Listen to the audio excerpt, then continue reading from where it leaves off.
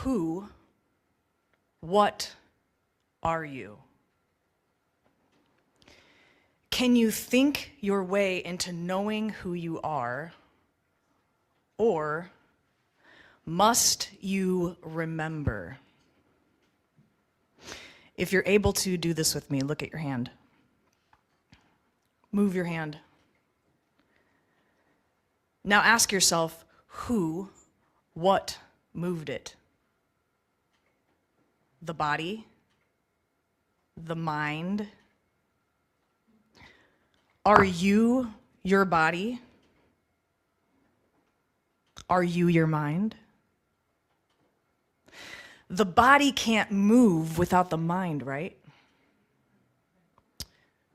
But if you can become aware of your mind, then you can't be your mind either. So who, what are you? Okay, now that I just melted all of your brains, that is the moment I want you to remember as I take you along my journey into radical kindness. Einstein said, energy cannot be created or destroyed, only changed from one form to another. So even in combustion, energy remains. So what does that say about you? Aren't you infinite? Merely witnessing this human experience? And wouldn't it be true then that you are beyond thought, identity, and even space and time itself? So why come here as newborn humans forgetting this? Perhaps because the journey of remembrance is profound, and that experience alone might be worth lifetimes of forgetfulness. When you remember who and what you really are, doesn't it remind you that you're part of something greater? Maybe like cells in a body, we're each here in this form to contribute to the expansion of something. And doesn't it seem then that our problems shrink? Can you witness them instead of becoming them? In 2023, my life fell apart. I lost my marriage, a loved one, and then later my dog of 17 years. In the midst of that grief, I experienced something that woke me up. It made me feel like I had completely lost my mind. And I soon discovered that that was the point.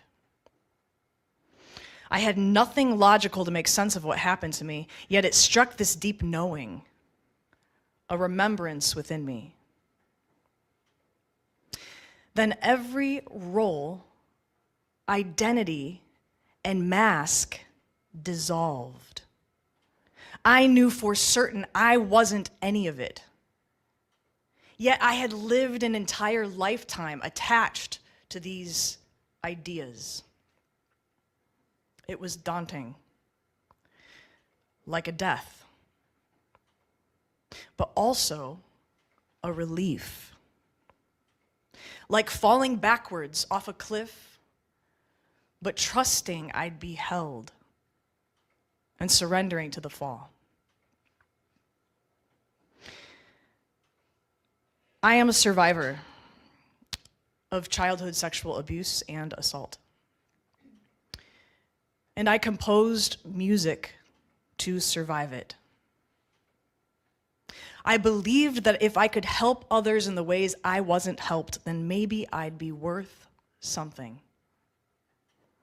This belief led me to religion, rebellion, policing, then activism. Different roles, same survival. Even my music.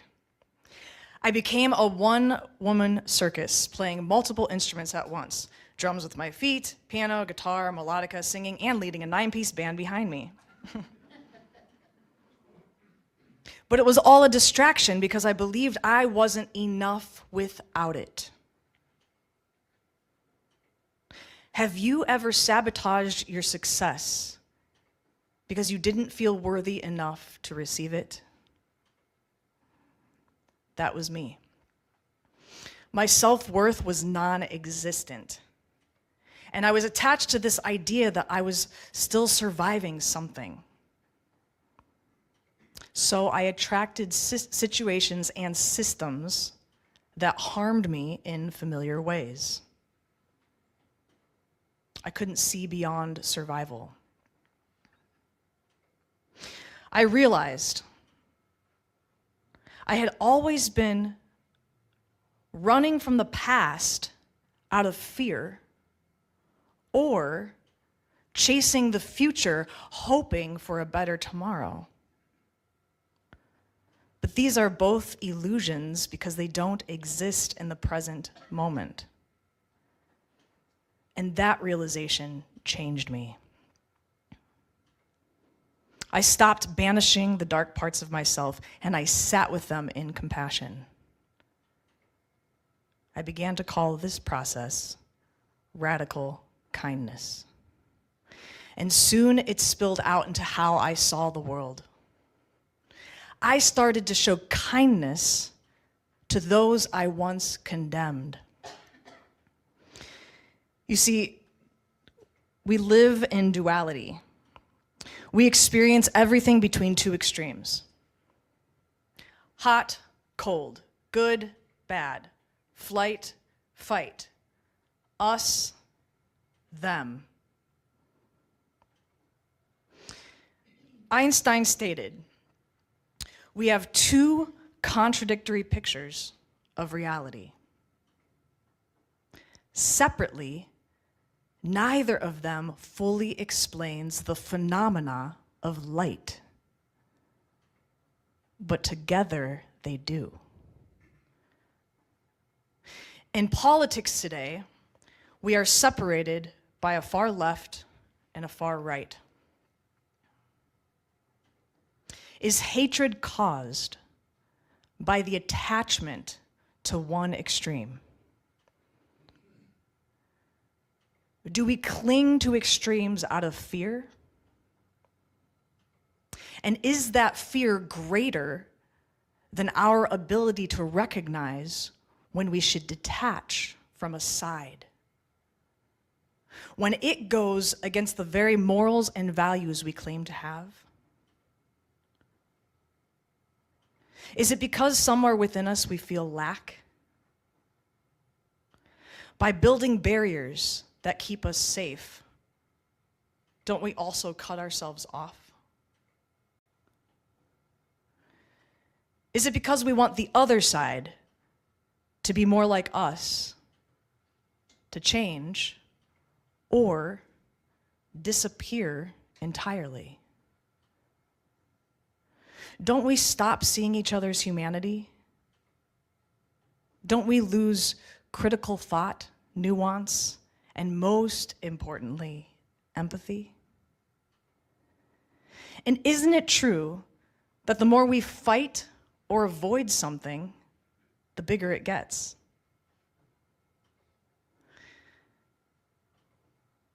Does this extremism simply reflect what we refuse to integrate within ourselves? Maybe personal chaos creates collective chaos. Maybe we hate because that which we hate is actually a mirror of what we hate about ourselves. Don't we each have a responsibility to own that, to nurture it? By doing this inner work, can we heal ourselves to avoid becoming the very thing we claim to stand against? This is why I believe criticize institutions, criticize governments because they represent ideas that should grow and should change. But when we condemn entire groups of people, don't we mirror the same contempt and rigidity we claim to oppose? Kindness doesn't mean condoning harm. But how can one see their own darkness if it's met with anger and hatred? Why would the human mind or heart reveal itself to an enemy? Maybe the extremism we see in the world today is exactly what is needed to inspire us to do something differently, to go within, to recognize the extremism within ourselves, to sit,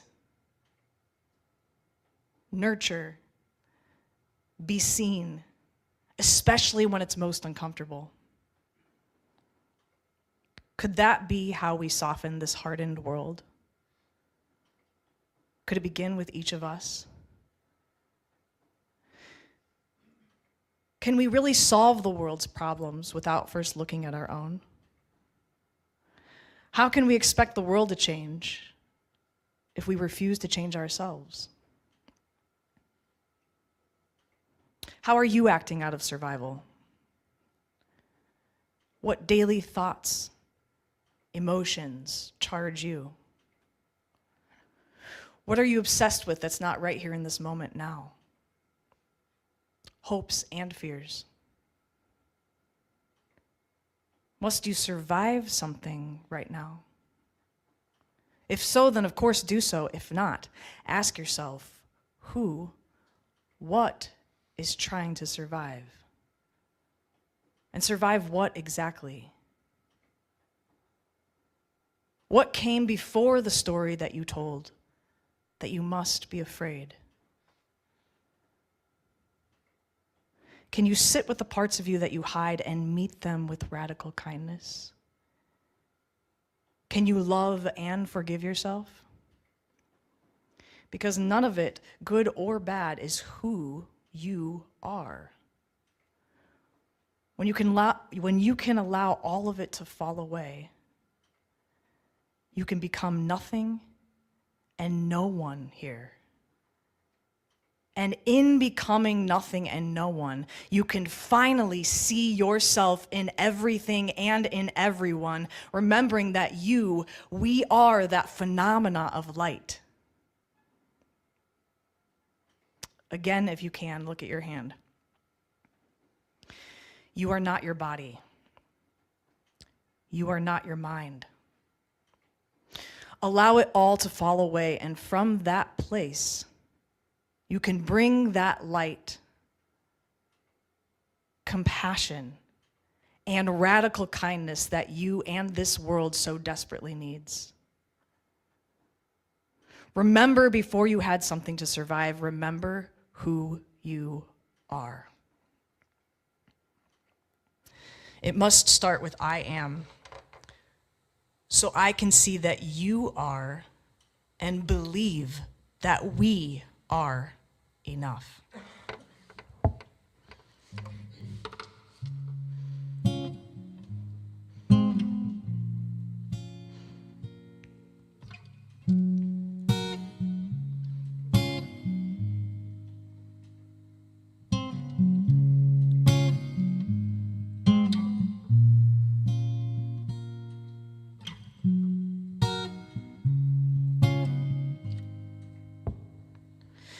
My heart beats, yours beats too. The sky can see our truth. I breathe and so do you. This ground still holds our youth.